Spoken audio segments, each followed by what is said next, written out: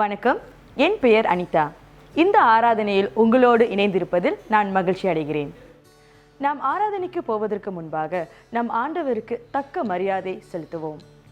உங்கள் கையடக்க தொலைபேசிகளை ஓசையற்ற நிலையிலோ அல்லது சுவிட்ச் ஆஃப் நிலையிலோ வைக்குமாறு கேட்டுக்கொள்கிறோம். இந்த ஆராதனையில் நீங்கள் தனிநபராக கலந்து கொண்டிருந்தால் உங்கள் ஹெட்ஃபோன்ஸ் அல்லது இயர்ஃபோன்ஸை அணிந்து கொள்ளுங்கள். வல்லமை நிறைந்த நம் தேவனை ஒன்று சேர்ந்து நாம் துதிப்போம். வாருங்கள்.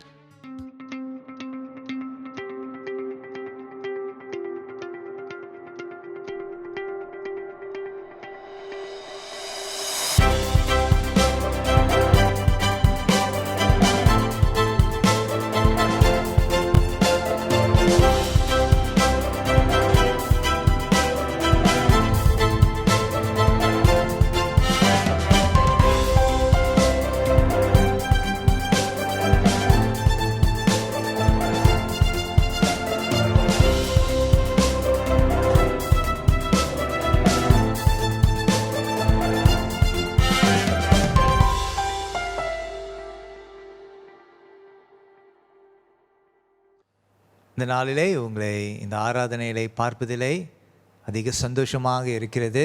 நாம் தேவனுடைய வீட்டிலே கூடியிருக்கிறோம். நாம் நம்முடைய தலைகளை வணங்கி கண்களை மூடி நம் ஆண்டவரை நோக்கி பார்ப்போமாக. We have come to the house of the Lord. It is a great joy to see you here. So let's bow our heads, close our eyes and look to the Lord. ஆண்டவரே, இந்த நாளிலே ஆரம்பத்திலிருந்து இறுதி வரை நீர் எங்களை வழி நடத்துவீராக. Lord, we pray that you would lead us from the beginning of this service to the end, that there would be a real interaction with you.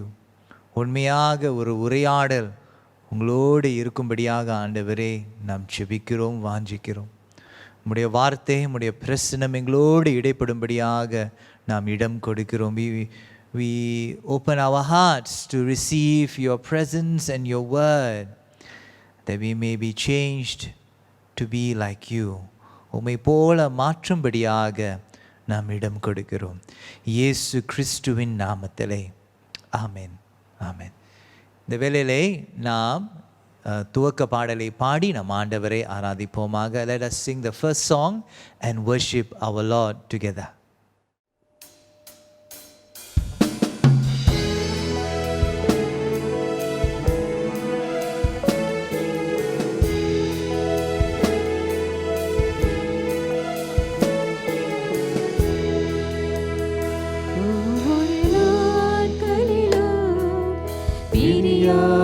கடைசி வரை ஒவ்வொரு நிமிடமும் கிருபையாய் நடத்திடுவார். ஒவ்வொரு நாட்களிலும் பிரியாமல் கடைசி வரை ஒவ்வொரு நிமிடமும் கிருபையாய்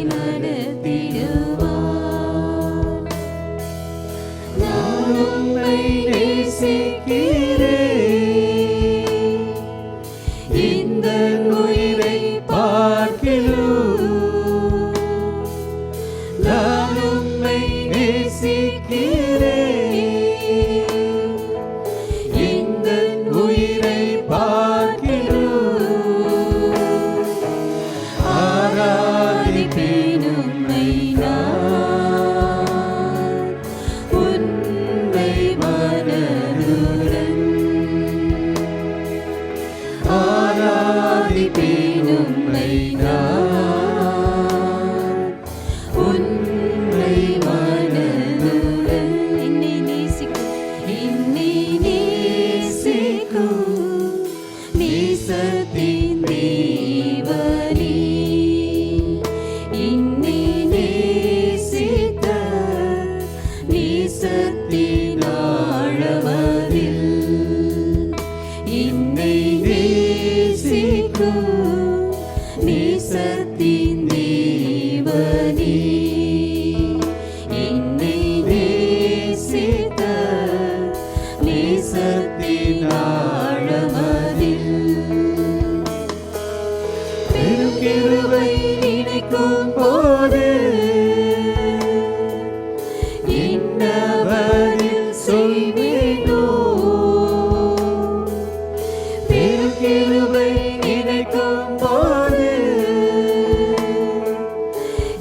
என்ன பதில் செய்வேனோ?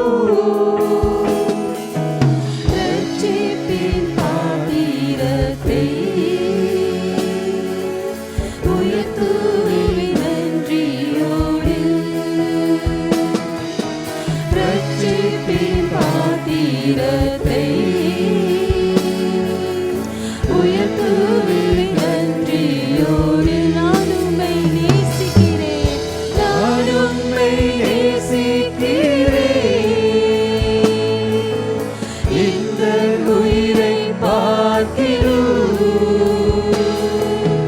நான் உம்மை நேசிக்கிறேன். இந்த உயிரை பார்க்கிறோம்.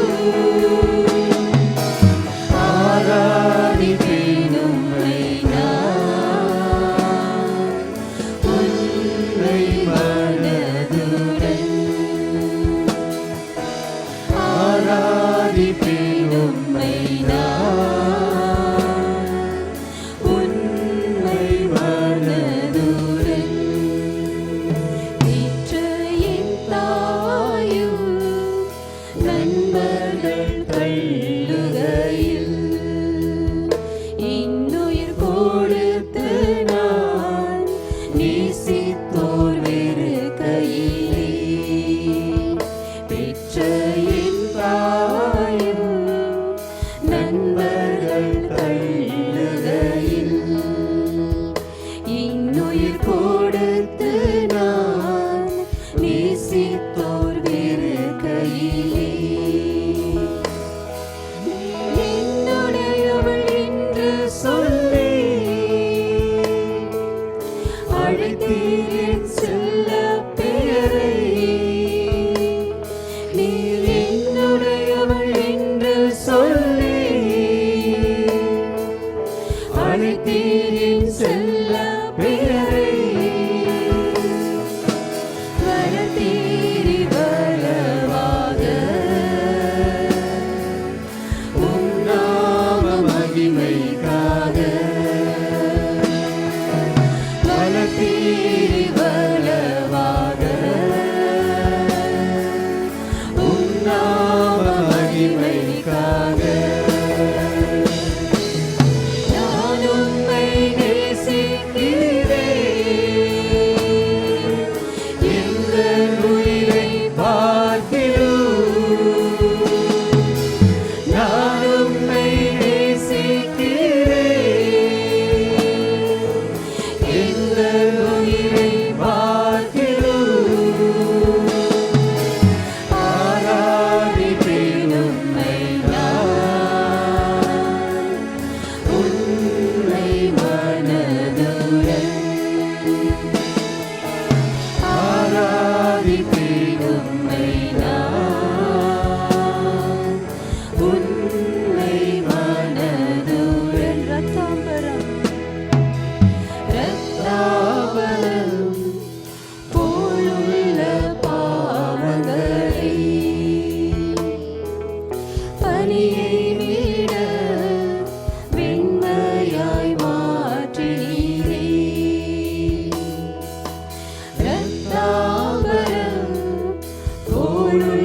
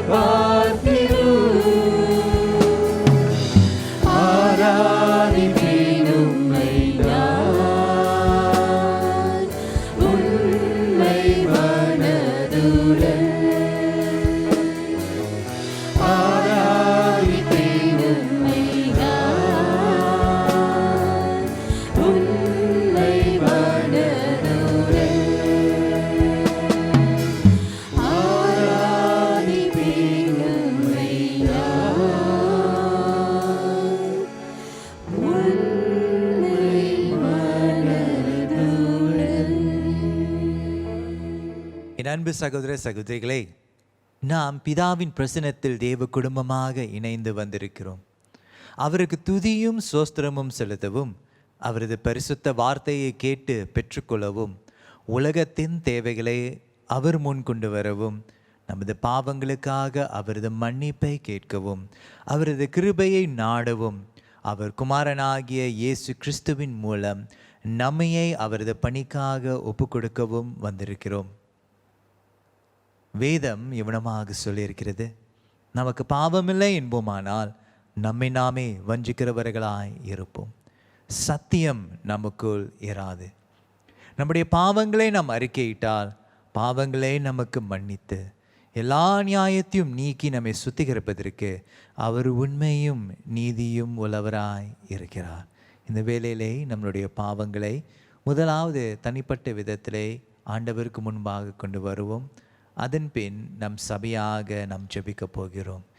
Let us now bring our confessions before God before we pray as a church before Him.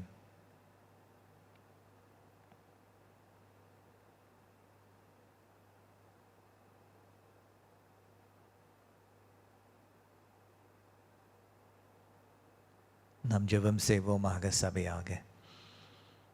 சர்வ வல்லமையுள்ள தேவனே, எங்கள் பரம பிதாவே, உமக்கு விரோதமாகவும் எங்கள் அயலாருக்கு விரோதமாகவும் நினைவினாலும் வார்த்தையினாலும் செயலினாலும் தீமையானவைகளை செய்ததினாலும் அறியாமையினாலும் பலவீனத்தினாலும் செய்த எங்களுடைய எல்லா பாவங்களுக்காகவும் மெய்யாய் மனஸ்தாபப்பட்டு மனம் திரும்புகிறோம்.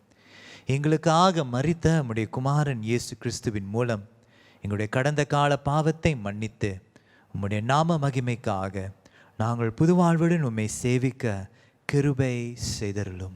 ஆமேன். என் அன்பு சகோதர சகோதரிகளே, நம் ஆண்டவருக்கு முன்பாக தனிப்பட்ட விதத்திலும் சபையாகவும் பாவங்களை அறிக்கை செய்தோம். இருந்த போதிலும் ஆண்டவர் என்னை மன்னித்து விட்டாரா இல்லையா என்று ஒரு கேள்வி எழுப்பினால் இந்த வார்த்தைகள் தாமே நமக்கு ஒரு நிச்சயத்தை கொடுப்பதாக. We have confessed our sins personally and as a church, and even despite confessing our sins, we are still in doubt whether God has forgiven us or not. May these words give us an assurance. தம்மிடத்தில் உண்மையாய் மன திரும்புகின்ற யாவரையும் மன்னிக்கின்ற சர்வ வல்லமையுள்ள தேவன் நம்முடைய கர்த்தராகிய இயேசு கிறிஸ்துவின் மூலம் உங்களுக்காக இறங்கி உங்கள் பாவங்கள் எல்லாவற்றையும் மன்னித்து அவைகளிலிருந்து உங்களை விடுதலையாக்கி சகல நன்மைகளிலும் உங்களை உறுதிப்படுத்தி நிலை நிறுத்தி உங்களை நித்திய ஜீவக்கரைய சேர்ப்பாராக. ஆமென், ஆமென். இந்த வேளையிலே நாம் மன்னிக்கப்பட்ட ஜனமாக விடுதலையோடு அவரை ஆராதிப்போம். Let us worship Him with great liberty that God has given us through His forgiveness. Come, let us worship Him. மன்னிக்கப்பட்ட ஜனமாக கூட இந்த தொடர்ந்து இந்த ஆண்டவரே நாம் ஆராதிப்போமாக. நன்றி சொல்லி உம்மை பாட வந்தோம்.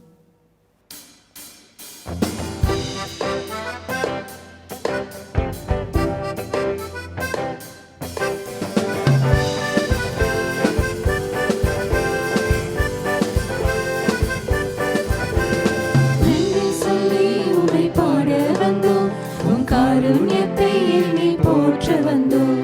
நன்றி சொல்லி உம்மை பாட வந்தோம், உம் காருண்யத்தை எண்ணி போற்ற வந்தோம். வார்த்தையினால் நீ சொன்னதெல்லாம் கரங்களினால் இன்று நிறைவேற்றினீர். வார்த்தையினால் நீ சொன்னதெல்லாம் கரங்களினால் இன்று நிறைவேற்றினீர். நன்றி நன்றி சொல்வோம் உயிர் உள்ளவரை, ஒன்றும் குறையாமல் காத்திடும் நல்லவரை. நன்றி நன்றி சொல்வோம் உயிர் உள்ளவரை, ஒன்றும் குறையாமல் காத்திடும் நல்லவரை. காற்றுமில்லை மழையுமில்லை, ஆனாலும் வாய்க்காலை நிரப்பினீரே. காற்றுமில்லை மழையுமில்லை, ஆனாலும் வாய்க்காலை நிரப்பினீரே. வார்த்தையினால் நீ சொன்னதெல்லாம் கரங்களினால் இன்று நிறைவேற்றினீர். வார்த்தையினால் நீ சொன்னதெல்லாம் கரங்களினால் இன்று நிறைவேற்றினீர். நன்றி நன்றி சொல்வோம் உயிர் உள்ளவரை, ஒன்றும் குறையாமல் காத்திடும் நல்லவரை.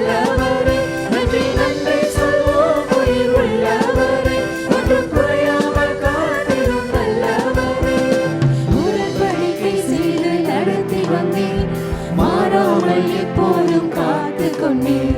உடன்படிக்கை செய்து நடத்தி வந்தீர், மாறாமல் எப்போதும் காத்து கொண்டீர். வார்த்தையினால் நீ சொன்னதெல்லாம் கரங்களினால் இன்று நிறைவேற்றினீர். வார்த்தையினால் நீ சொன்னதெல்லாம் கரங்களினால் இன்று நிறைவேற்றினீர். நன்றி நன்றி சொல்வோம் உயிர் உள்ளவரே, ஒன்றும் குறையாமல் காத்திடும் நல்லவரே. நன்றி நன்றி சொல்வோம் உயிர் உள்ளவரே, ஒன்றும் குறையாமல் காத்திடும் நல்லவரே. கைவிடாமல் விட்டு விலகிடாமல் நெருங்கின பாதையிலும் கூட வந்தீர்.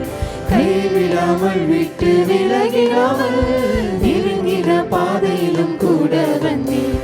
வார்த்தையினால் நீ சொன்னதெல்லாம் கரங்களினால் இன்று நிறைவேற்றினீர். வார்த்தையினால் நீ சொன்னதெல்லாம் கரங்களினால் இன்று நிறைவேற்றினீர். நன்றி நன்றி சொல்வோம் உயிர் உள்ளவரே, ஒன்று குறையாமல் காத்திடும் நல்லவரே. நன்றி நன்றி சொல்வோம் உயிர் உள்ளவரே, ஒன்றும் குறையாமல் காத்திடும் நல்லவரே. மீட்கப்பட்ட தேசத்திலே கீர்த்தியும் புகழ்ச்சியும் ஆக்கினீரே. மீட்கப்பட்ட தேசத்திலே கீர்த்தியும் புகழ்ச்சியும் ஆக்கினீரே. வார்த்தையினால் நீ சொன்னதெல்லாம் கரங்களினால் இன்று நிறைவேற்றினீர். வார்த்தையினால் நீ சொன்னதெல்லாம் கரங்களினால் இன்று நிறைவேற்றினீர். நன்றி நன்றி சொல்வோம் உயிர் உள்ளவரே, ஒன்றும் குறையாமல் காத்திடும் நல்லவரே. நன்றி நன்றி சொல்வோம் உயிர் உள்ளவரே, ஒன்றும் குறையாமல் காத்திடும் நல்லவரே. நன்றி நன்றி சொல்வோம் உயிர் உள்ளவரே, ஒன்றும் குறையாமல் காத்திடும் நல்லவரே. நன்றி நன்றி சொல்வோம் உயிர் உள்ளவரே, ஒன்றும் குறையாமல் காத்திடும் நல்லவரே. ஆமென். குறையில்லாமல் கைவிடாமல் நம்மை விட்டு விலகாமல் நம்மை காத்த அந்த ஆண்டவரை தொடர்ந்து கூட நம் மனதார ஆராதிப்போமாக. வருகிற ராஜாவை நம் மனதார கூட இந்த நேரத்தில் நாம் உயர்த்துவோம். ஓ ஹல்லேலூயா, நன்றி ஆண்டவரே.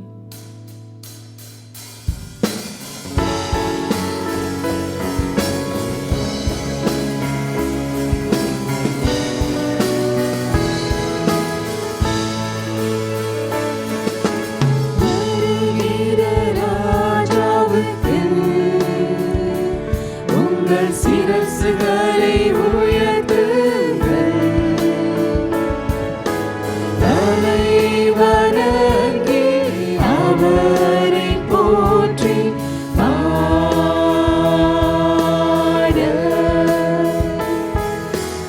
அவரின் மாட்சிமைக்கு உங்கள் துதிகளை செலுத்துங்கள். புதிய பரிசுத்தத்தின் மகிமை செலுத்துவோம். ராஜாதி ராஜாவுக்கே, வருகிற ராஜாவுக்கு உங்கள் சிரசுகளை உயர்த்துங்கள். தலை வணங்கி அவரை போற்றி பாட,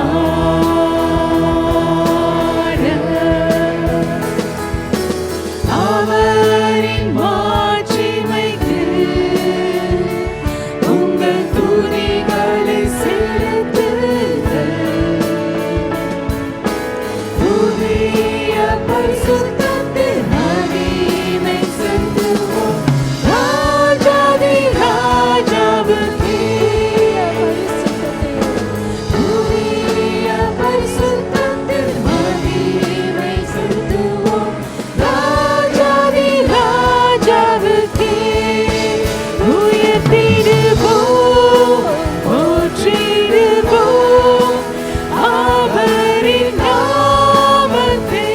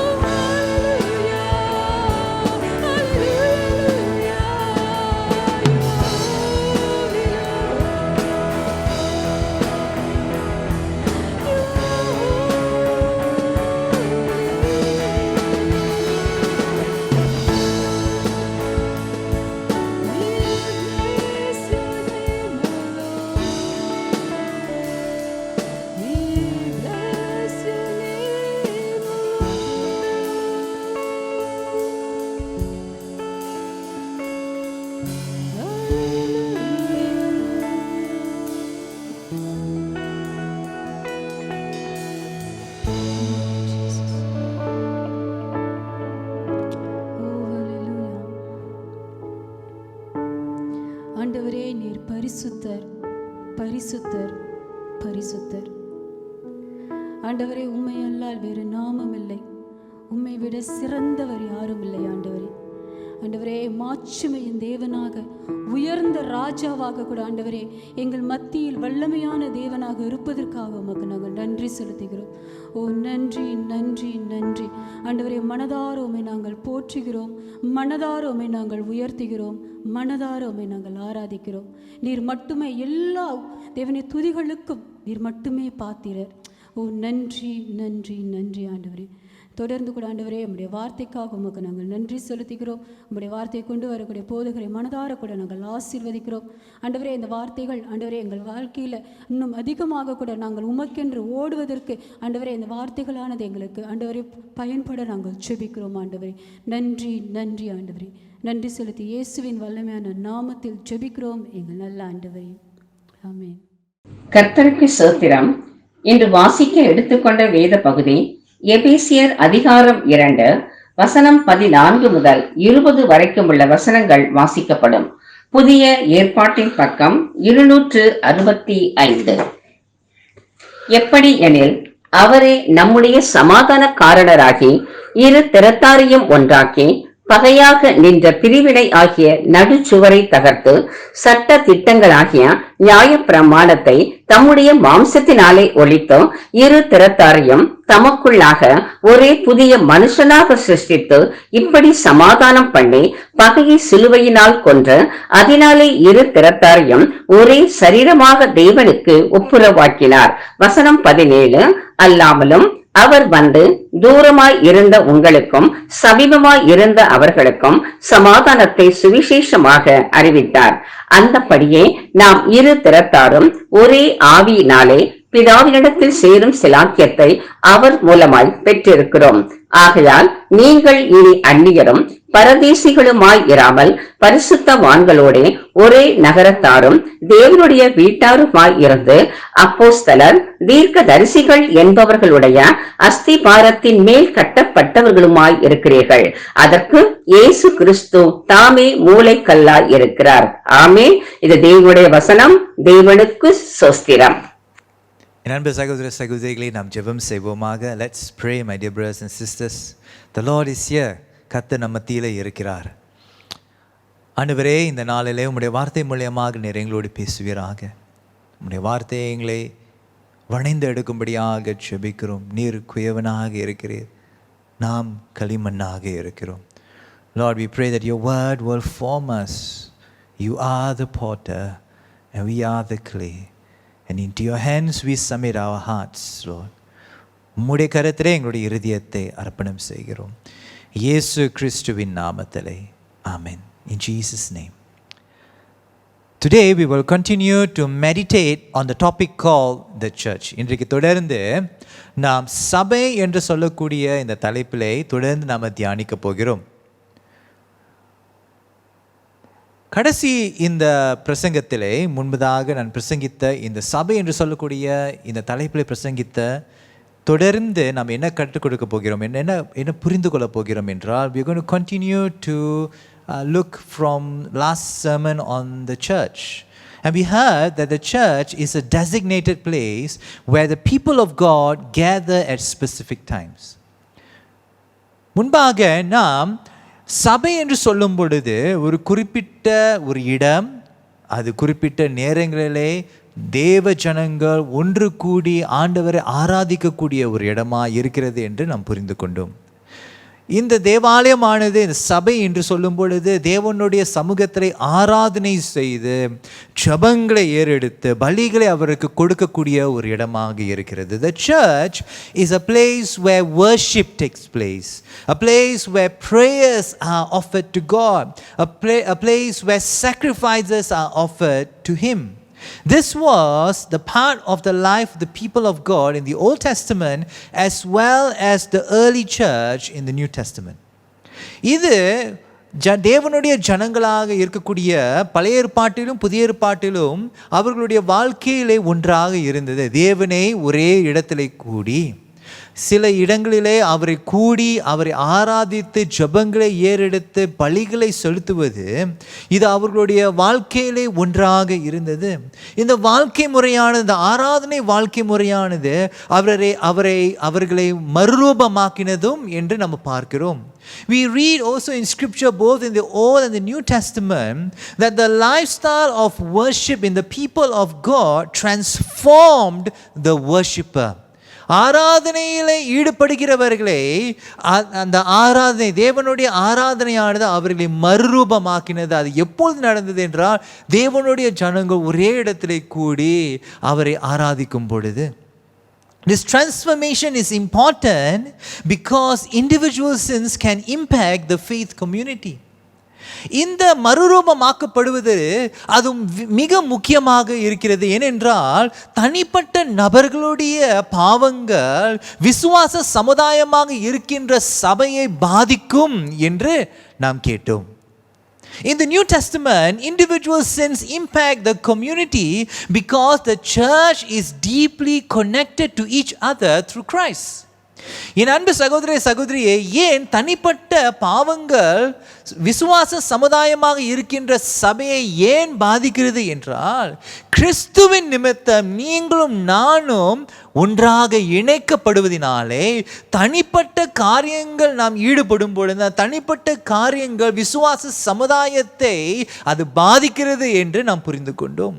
Throughout the Old and the New Testament, much importance is given to the people of God who must live responsibly in a community. பழைய ஏற்பாட்டிலும் சரி, புதிய ஏற்பாட்டிலும் சரி, விசுவாச சமுதாயமாக இருக்கின்ற தேவ ஜனங்கள் அவர்கள் பொறுப்புள்ளவர்களாக ஒன்று கூடி வாழ வேண்டும் என்று அதிக முறை பழைய ஏற்பாட்டிலும் சரி புதிய ஏற்பாட்டிலும் பார்க்கிறோம். இதைத்தான் தொடர்ந்து நாம் இன்றைக்கும் தியானிக்க போகிறோம். And this is what we are going to continue to meditate today.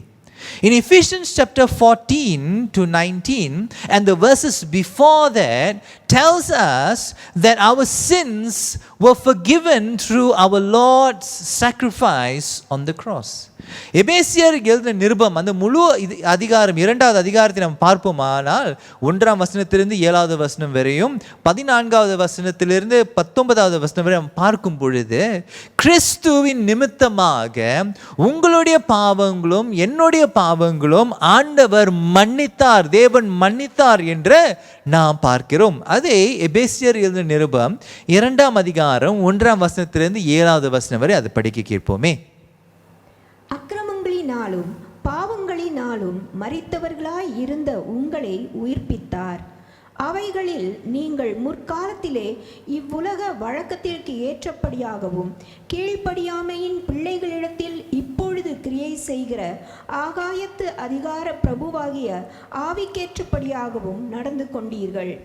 அவர்களுக்குள்ளே நாம் எல்லாரும் முற்காலத்திலே நமது மாம்ச இச்சையின்படியே நடந்து நமது மாம்சமும் மனசும் விரும்பினவைகளை செய்து சுபாவத்தினாலே மற்றவர்களைப் போல கோபாக்கினையின் பிள்ளைகளாய் இருந்தோம்.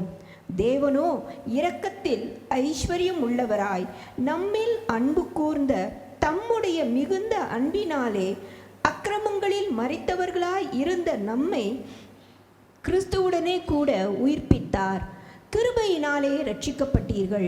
கிறிஸ்து இயேசுவுக்குள் அவர் நம்மிடத்தில் வைத்த தயவினாலே தம்முடைய கிருபையின் மகா மேன்மையான ஐஸ்வர்யத்தை வருங்காலங்களில் விளங்கச் செய்வதற்காக கிறிஸ்து இயேசுவுக்குள் நம்மை அவரோடே எழுப்பி உன்னதங்களிலே அவரோடே கூட உட்காரவும் செய்தார். என் அன்பு சகோதரிகளே, ஆண்டவர் ஏன் பாவத்துக்கு ஒரு முற்றுப்புள்ளி வைத்தார் என்றால், பாவமானது நமக்கும் ஆண்டவருக்கும் உள்ள அந்த உறவை முறித்தது. அது மட்டுமல்லாமல் மனிதர்களுக்குள்ளாக இருக்கக்கூடிய அந்த உறவுகளையும் அது முறித்தது என்று நாம் பார்க்கிறோம். ஆகையால் கிறிஸ்துவின் நிமித்தமாக நம்மளுடைய முறிக்கப்பட்ட அந்த உறவானது கிறிஸ்துவின் நிமித்தம் மறுபடியுமாக சீரமைக்கப்பட்டிருக்கிறது. நாம் மறுபடியுமாக ஆண்டவரிடத்திலிருந்து ஒப்புரவாக்கப்பட்டோம் என்று நாம் படிக்கிறோம். Through Christ our ruptured relationship with God was healed and we were reconciled to God. But at the same time, அதே வேளையிலே கிறிஸ்துவின் நிமித்தமாக மனிதர்களுக்குள்ளாக இருக்கக்கூடிய அந்த உறவு மறுசீரமைக்கப்பட்டு ஒப்புரவாகப்பட்டது என்றும் நாம் படிக்கிறோம். அதை நாம் எபேசியர் 2ஆம் அதிகாரம் 14 16 வரை வசனங்கள் வரை நாம் அதை படிக்கலாம். Let's read them. At the same time, while our relationship between us and God was healed through Christ, healing and reconciliation was also experienced in human relationship, so that we may be one people before God. தேவனுடைய சமூகத்திலே ஒரே ஜனமாக இருக்கும்படியாக ஆண்டவர் இந்த பாவத்திற்கு ஒரு முற்றுப்புள்ளியை வைத்தார். அதை படிப்போமே. 2ஆம் அதிகாரம் 14 16 வரை.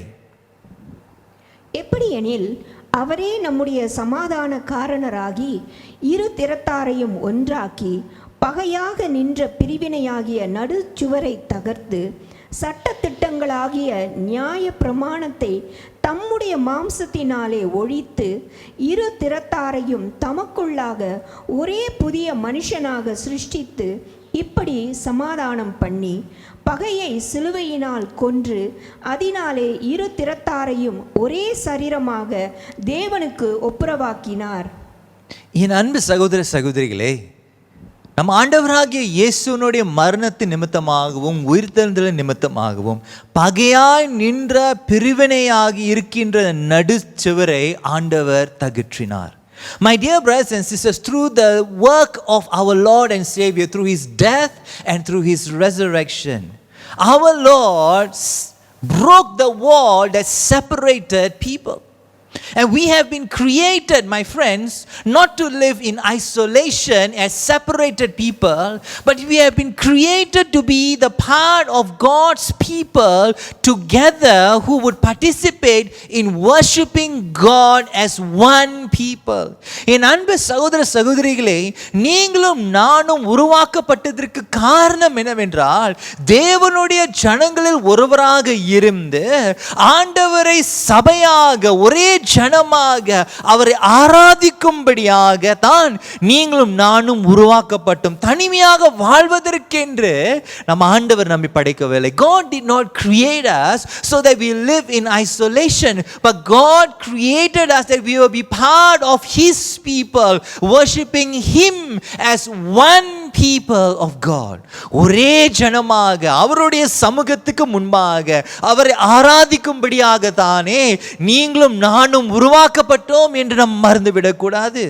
As Christians, our starting point in our Christian journey is baptism. கிறிஸ்தவராக இருக்கின்ற நீங்களும் நானும், என் அன்பு சகோதர சகோதரிகள், நம்முடைய கிறிஸ்தவ பயணம் எங்க ஆரம்பிக்கிறது என்றால் ஞானஸ்தானத்திலே அது ஆரம்பிக்கிறது. In baptism we become the part of Christ through the work of the Holy Spirit, but we also become part of the body of Christ. ஞானஸ்தானத்திலே கிறிஸ்துவிலே நாம் ஒன்றாக இணைக்கப்படுகிறோம். அதே வேளையிலே ஆண்டவரிடத்தில் மட்டும் இணைக்கப்படாதபடிக்கு நாம் ஒருவருக்கு ஒருவராக இணைக்கப்பட்டு நாம் கிறிஸ்துவனுடைய சரீரமாகிறோம் என்று நாம் புரிந்து கொள்கிறோம். Consider this, my friends. Baptism is not done by ourselves. We can't immerse ourselves, but it is administered by someone from the body of Christ. It indicates to us that we are dependent on one another for spiritual nourishment. என் அன்பு சகோதர சகோதரிகளே, கொஞ்சம் ஞானஸ்தானத்தை குறித்து நாம் கொஞ்சம் யோசித்து பார்ப்போமே. நீங்களும் நானும் நாம் ஞானஸ்தானம் கொடுக்க முடியாது. கிறிஸ்துவனுடைய சரீரத்திலிருந்து ஒருவர் நமக்கு ஞானஸ்தானம் கொடுக்கிறார். இதனுடைய அர்த்தம் என்னவென்றால், நாம் ஒருவருக்கு ஒருவர் தேவையாக இருக்கிறது. தனிமையாக வாழ முடியாது. நாம் கிறிஸ்துவனுடைய சரீரத்துக்குள்ளாக இணைக்கப்பட்டதுக்கு காரணம் இருக்கிறது. ஒருவராக இருந்த ஆண்டவரை ஆராதிக்கும்படியாக, ஒருவரை ஒருவர் சார்ந்த ஆண்டவரை ஆராதிக்கும்படியாக தானே நீங்களும் நானும் உருவாக்கப்பட்டோம். you and I are not called to live independent life from the church.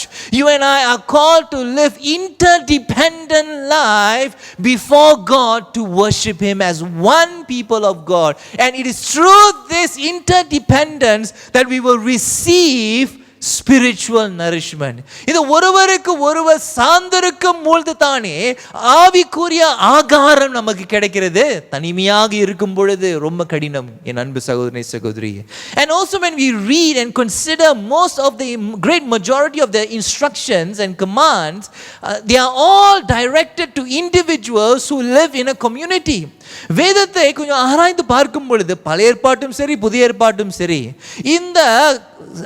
இந்த கட்டளைகள் யாருக்கு கொடுக்கப்படுகிறது என்றால் தனிப்பட்ட நபர்களுக்கு அல்ல. ஆனால் இந்த தனிப்பட்ட நபர்கள் விசுவாச சமுதாயத்தில் வாழக்கூடியவர்களுக்கு இந்த கட்டளைகள் கொடுக்கப்பட்டிருக்கின்றன. Through baptism, my friends, you and I are in a covenantal relationship with God as well as with His people. இந்த ஞானஸ்நானம் மூலமாக நீங்களும் நானும் இந்த உடன்படிக்கை உறவிலே ஆண்டவரோடு இருக்கிறோம். அதே வேளையிலே மறந்துவிடக்கூடாது, ஒருவருக்கு ஒருவரும் நாம் உடன்படிக்கை செய்திருக்கிறோம். This covenantal relationship which we share with each other in church should not be taken lightly, my friends. இந்த உடன்படிக்கை உறவை அந்த உலகத்திலே ஒருவருக்கு ஒருவர் வைத்திருக்கிறோமே, அது சாதாரணமாக நாம் அலட்சியமாக ஏற்றுக்கொள்ளக்கூடாது. It is a foretaste of the eternal relationship we will all experience when our Lord establishes heaven on earth. என் அன்பு சகோதர சகோதரிகளே, இது இந்த உறவு, இந்த உலகத்தில் இருக்கக்கூடிய இந்த உடன்படிக்கை உறவானது அது பிற்காலத்தில் வரக்கூடிய ஒரு உறவை அது குறிக்கிறது. நம்முடைய ஆண்டவராகிய இயேசு இந்த உலகத்திலே வந்து பரலோகத்தை இந்த பூமியிலே அவர் ஸ்தாபிக்கும் பொழுது இந்த உறவானது நிலைத்திருக்கும். ஆகியால் இந்த நாட்களிலே நீங்களும் நானும் வைத்திருக்கின்ற உறவானது தற்காலிகமாக இருந்தாலும் அது பிற்காலத்தில் வரக்கூடிய அந்த உறவை குறிக்கிறது. When God unites heaven and earth on earth, all people of the earth will be united before Him and will worship Him. தேவனை கிறிஸ்துவை ஏற்றுக்கொண்ட ஒவ்வொருவரும் அந்நாட்களிலே இந்த பூமியிலே பரலோகம் ஸ்தாபிக்கப்படும் பொழுது தேவனுடைய ஜனங்கள் எல்லாரும் ஒரே இடத்திலே கூடி அவரை ஆராதிப்பார்கள். ஆகியாலே இப்பொழுது நாம் வைத்திருக்கின்ற ஒருவருக்கு ஒருவர் வைத்திருக்கின்ற உறவானது பிற்காலத்தில் வரக்கூடிய உறவை குறிக்கிறது. Our relationship with one another, my friends, is a prophetic declaration to the unsaved world of how the kingdom of God will be in the future. என் அன்பு சகோதர சகோதரிகளே, இந்த உடன்படிக்கை உறவை நீங்களும் நானும் வைத்திருக்கிறோமே, அது வெறும் ஒரு உடன்படிக்கை உறவு மட்டுமல்ல, ஆனால் ஒரு தீர்க்க தரிசன அறிக்கை. இன்னும் ரட்சிக்கப்படாத உலகத்துக்கு சொல்லக்கூடிய ஒரு தீர்க்க தரிசன அறிக்கையாயிருக்கிறது. கிறிஸ்துவுக்குள் இப்படித்தான் நாம் ஒரே ஜனமாக ஒரு நாள் இருக்க போகிறோம் என்று குறிக்கக்கூடிய ஒரு தீர்க்க தரிசன அறிக்கை மட்டுமல்ல, ஒரு தீர்க்க தரிசன செயலுமாகவும் இருக்கிறது. It's not just a prophetic declaration, it is also a prophetic action that we display on earth to show the unsaved world how relationships will be in the future kingdom of God. Despite all of our differences, we are united because we serve one God. நமக்கு பலவிதமான வித்தியாசங்கள் இருந்தாலும் நாம் ஒரே ஜனமாக நாம் இணைக்கப்பட்டிருக்கிறோம். So my dear brothers and sisters, we have an awesome responsibility before the Lord to guard the unity of the church. ஆகையால் என் அன்பு சகோதர சகோதரிகளே, இந்த ஐக்கியத்தை காத்து கொள்ளும்படியாக நம் ஆண்டவருக்கு முன்பாக பெரிதான ஒரு பொறுப்புள்ளவர்களாக இருக்கிறோம். Our Lord calls His disciples to be the salt and the light of the world. என் அன்பு சகோதர சகோதரிகளே, நம்முடைய ஆண்டவர் இந்த உலகத்துக்கு உப்பாகவும் வெளிச்சமாகவும் இருக்கும்படியாக நம்மை அழைக்கிறார். அதே மத்தேயு 5ஆம் அதிகாரம் 13வது வசனத்திலிருந்து 16வது வசனம் வரை நாம் படிக்கலாம். We read that in Matthew chapter 5 verses 13 to 16, God, our Lord, calls His disciples to be the salt and the light of the world. நீங்கள் பூமிக்கு உப்பாய் இருக்கிறீர்கள். உப்பானது சாரமற்று போனால் எதினால் சாரமாக்கப்படும்? வெளியே கொட்டப்படுவதற்கும் மனுஷரால் மிதிக்கப்படுவதற்குமே ஒழிய வேறொன்றுக்கும் உதவாது. நீங்கள் உலகத்துக்கு வெளிச்சமாய் இருக்கிறீர்கள். மலையின் மேல் இருக்கிற பட்டணம் மறைந்திருக்க மாட்டாது. விளக்கை கொளுத்தி மரக்காலால் மூடி வைக்காமல் விளக்கு தண்டின் மேல் வைப்பார்கள். அப்பொழுது அது வீட்டிலுள்ள யாவருக்கும் வெளிச்சம் கொடுக்கும். இவ்விதமாய் மனுஷர் உங்கள் நற்கிரியைகளை கண்டு பரலோகத்தில் இருக்கிற உங்கள் பிதாவை மகிமைப்படுத்தும்படி உங்கள் வெளிச்சம் அவர்கள் முன்பாக பிரகாசிக்க கடவது. Amen. It is good at this juncture that we ask ourselves these very important questions. இந்த வேளையிலே சில முக்கியமான கேள்விகளை கேட்பதற்கு ஒரு நல்ல ஒரு இடமா இருக்கிறது. Are we, my brothers and sisters, salt and light of the world in our covenantal relationship with each other in the church? To the world. Are we a testimony to the world? என் அன்பு சகோதர சகோதரிகளே, நாம் இந்த ரட்சிக்கப்படாத இந்த உலகத்துக்கு நம்மளுடைய உறவுகள் உப்பும் வெளிச்சமாக சாட்சியாக இருக்கிறதா? சபைக்குள்ளாக இருந்து நம்மளுடைய உறவுகள் உப்பும் வெளிச்சமாக இன்னும் ரட்சிக்கப்படாத உலகத்துக்கு ஒரு சாட்சியாக இருக்கிறதா? Are we examples to the world on how Christian relationships can be different and yet fulfilling in Christ? என் அன்பு சகோதர சகோதரிகளே, கிறிஸ்துவ உறவுகள் வித்தியாசமாக இருந்தாலும் அது நிறைவுள்ள, கிறிஸ்துவுக்குள் நிறைவுள்ள ஒரு உறவாய் இருக்கிறது என்று நம்மளுடைய சபையில் இருக்கக்கூடிய உறவுகள் மூலமாக உலகத்துக்கு, ரட்சிக்கப்படாத உலகத்துக்கு காட்டுகிறோமா? Jesus explains that our relationship ought to be, and he explains it just before he's going to be handed over to the Jewish authorities to be crucified. இயேசு இந்த யூத அதிகாரிகளுக்கு அர்ப்பணம் செய்வதற்கு முன்பதாக, ஒப்பு கொடுப்பதற்கு முன்பதாக தன்னுடைய சீஷர்களுக்கு உங்களுடைய உறவுகள் எப்படி இருக்க வேண்டும் என்று கற்றுக் கொடுக்கிறார். Jesus told his disciples how their relationship ought to be characterized in John chapter 13 verses 33 to 35.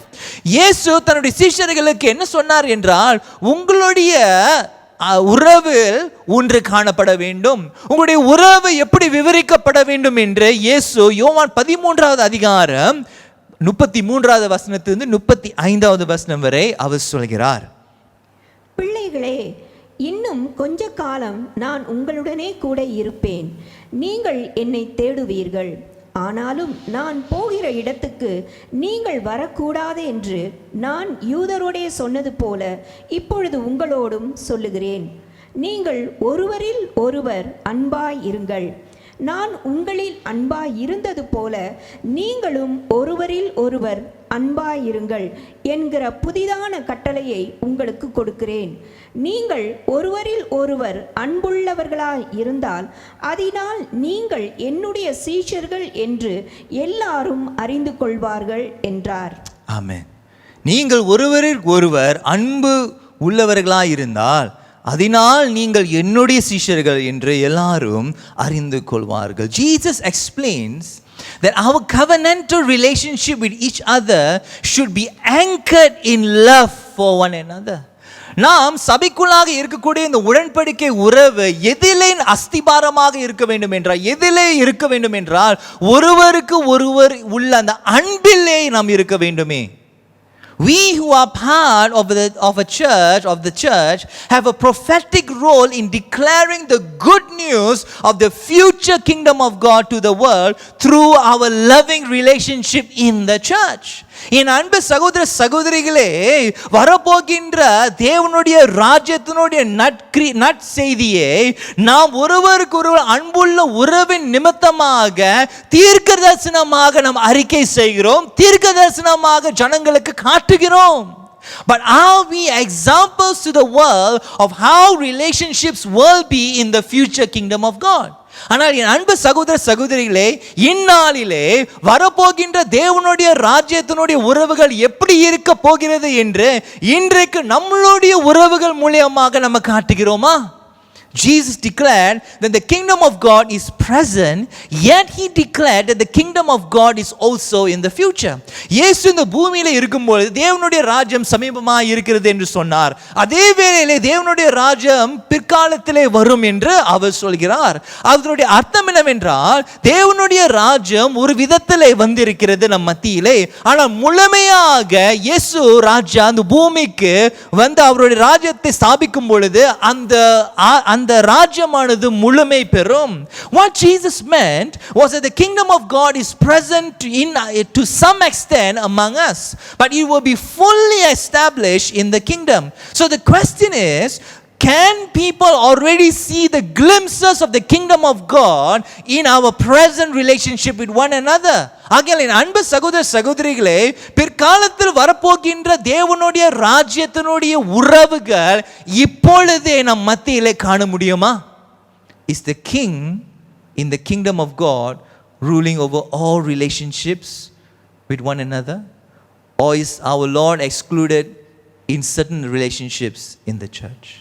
என் அன்பு சகோதர சகோதரிகளே, இயேசு ராஜா, இந்த ராஜ்யத்தினுடைய ராஜா, எல்லா உறவுகளிலும் ஆளுகை செய்கிறாரா, அல்லது சபையிலே ஒரு சில உறவுகளை தவிர்த்து மற்ற உறவுகளை மட்டுமே அவர் ஆளுகை செய்கிறாரா?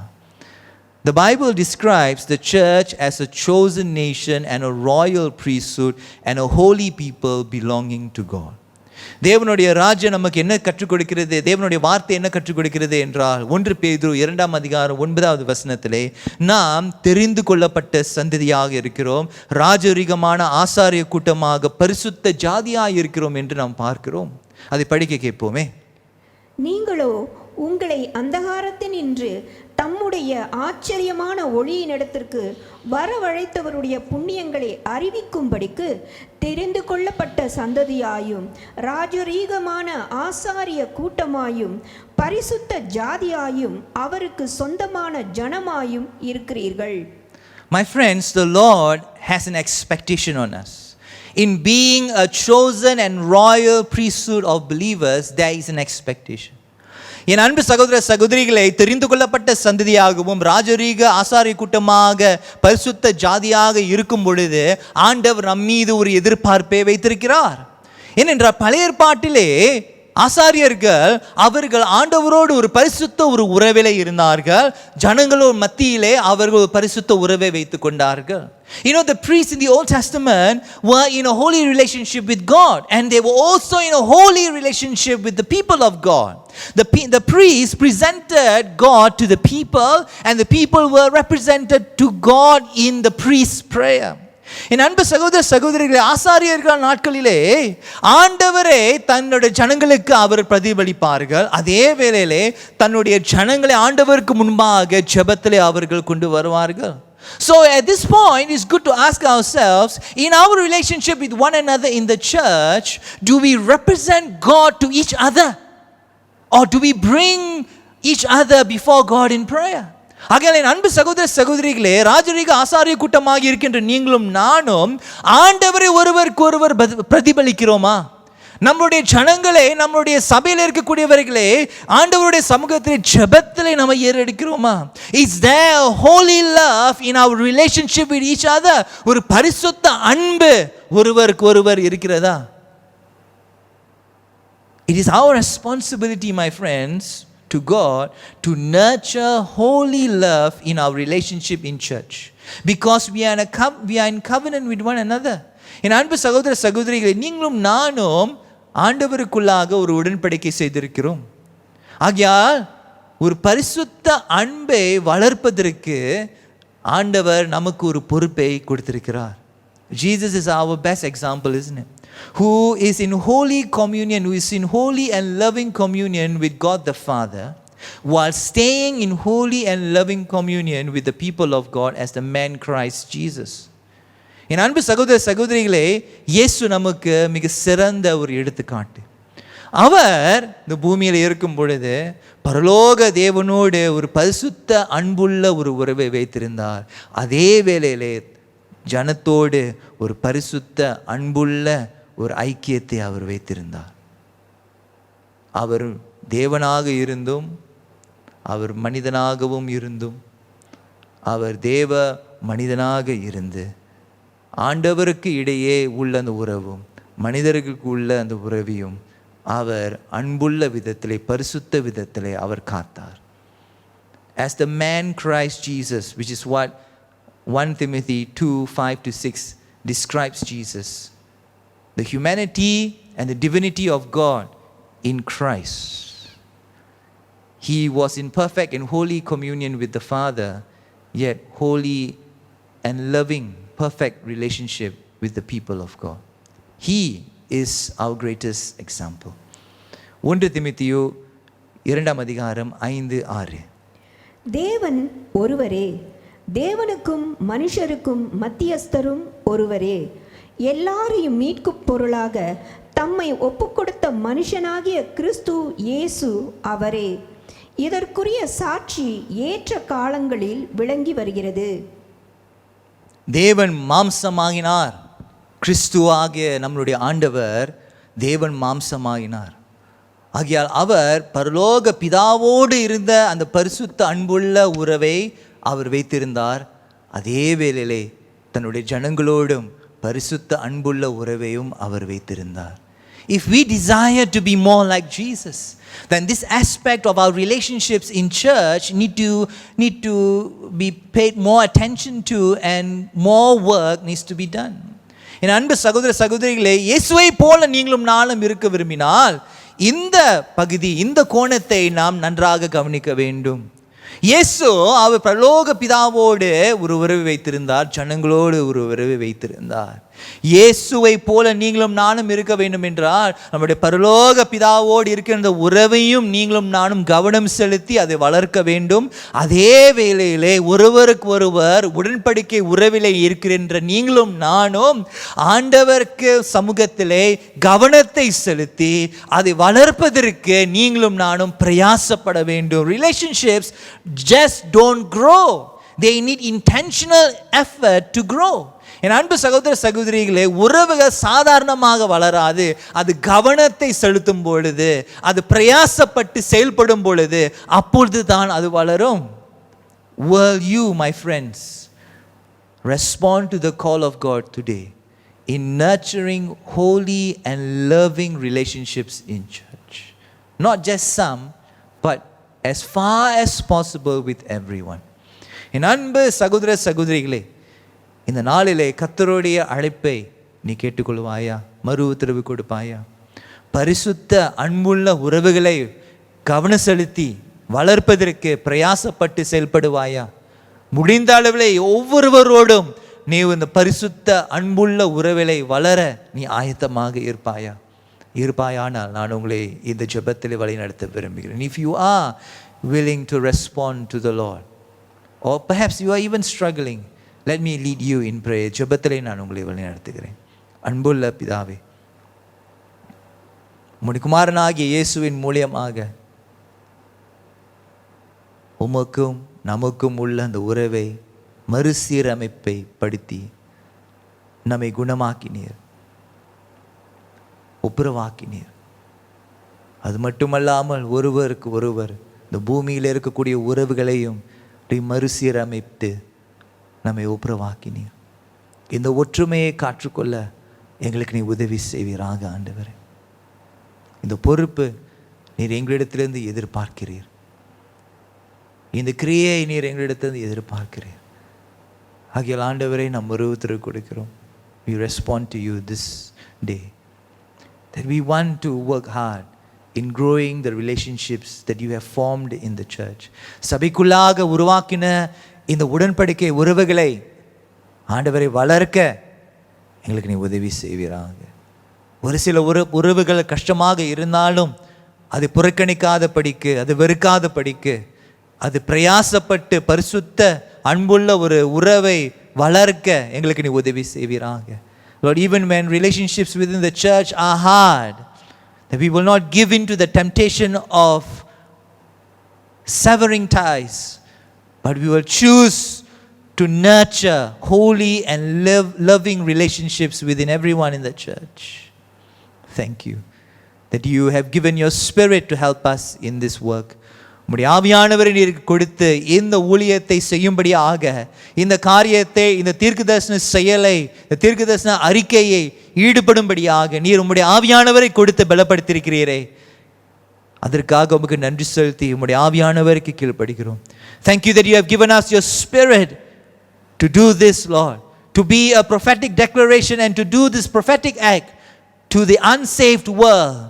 And you have not left us alone, but have given us your spirit to aid us in nurturing holy, loving relationships. So we submit to your spirit.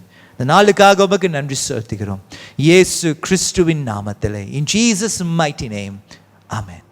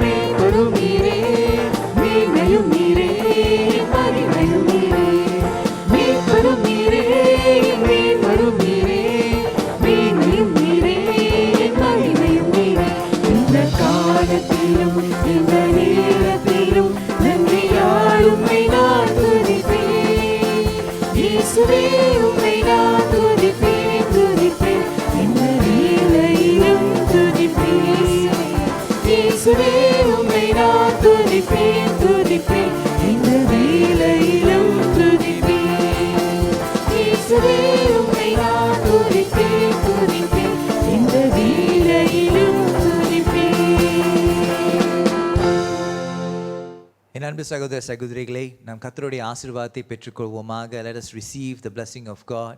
If you are with your family, may I encourage you to just hold each other's hands as we receive the blessing of God as a family of God all around the world. நாம் இந்த வேளையிலே கரங்களை பிடித்துக்கொண்டு நாம் ஆண்டவருடைய ஆசீர்வாதத்தை நாம் பெற்றுக்கொள்வோமாக. பரிசுத்த திரியேக தேவன் உங்களை விசுவாசத்திலும் அன்பிலும் உறுதிப்படுத்தி எப்பக்கத்திலும் உங்களை பாதுகாத்து சத்தியத்துக்குள்ளும் சமாதானத்துக்குள்ளும் வழி நடத்துவாராக. பிதா, குமாரன், பரிசுத்த ஆவியுமாகிய சர்வ வல்லமை பொருந்திய தேவனுடைய ஆசீர்வாதம் உங்களுக்குள்ளே இருந்து எப்பொழுதும் உங்களோடு நிலைத்திருக்க கடவது. ஆமென். என் அன்பு சகோதர சகோதரிகளே, சமாதானத்தோடும் அன்போடும் போய் தேவனை சேவியுங்கள் கிறிஸ்துவின் நாமத்திலே. ஆமென். ஆமென். உன்னதமான தேவனை நாம் ஆராதித்தோம். அவர் வார்த்தையை கேட்டு நாம் ஆசீர்வதிக்கப்பட்டோம். தேவனுக்கு கொடுப்பதும் ஒரு வகையான ஆராதிப்பு தான். நன்றி உள்ளத்தோடு நம் காணிக்கைகளை அவருக்கு கொடுப்போம். நீங்கள் உங்கள் காணிக்கைகளையும் தசம பாகங்களையும் கொடுக்க 3 வழிகள் உள்ளன. முதலாவதாக, நீங்கள் இணையத்தின் வழியாகவோ அல்லது ATM வழியாகவோ பேங்க் டிரான்ஸ்ஃபர் செய்யலாம். நீங்கள் டிரான்ஸ்ஃபர் செய்ய மை Xavier's church DBS account number 00601461112, அதாவது நீங்கள் டிரான்ஸ்ஃபர் செய்ய வேண்டிய எண் 006146112. இரண்டாவது வழி, பே நவ் என்ற சேவை மூலம் கட்டணத்தை செலுத்தலாம். இணையம் அல்லது மொபைல் வங்கி மூலம் பே நவ் என்ற பகுதியை தேர்ந்தெடுத்து என் இரட்சகர் ஆலயத்திற்குரிய சிறப்பு எண்ணை தட்டச்சு செய்யவும். சிறப்பு எண் T08CC4073G. மூன்றாவதாக, காசோலை அதாவது செக் வழியாக நீங்கள் பணத்தை செலுத்தலாம். மேல் விவரங்களுக்கு சபை அலுவலகத்தை தொடர்பு கொள்ளுங்கள். தொடர்பு கொள்ள வேண்டிய எண் 64742823. இந்த ஆராதனையின் மூலமாக நீங்கள் ஆசீர்வதிக்கப்பட்டிருப்பீர்கள் என்று நாங்கள் நம்புகிறோம். மீண்டும் உங்களை அடுத்த ஆராதனையில் சந்திக்கிறோம். நன்றி.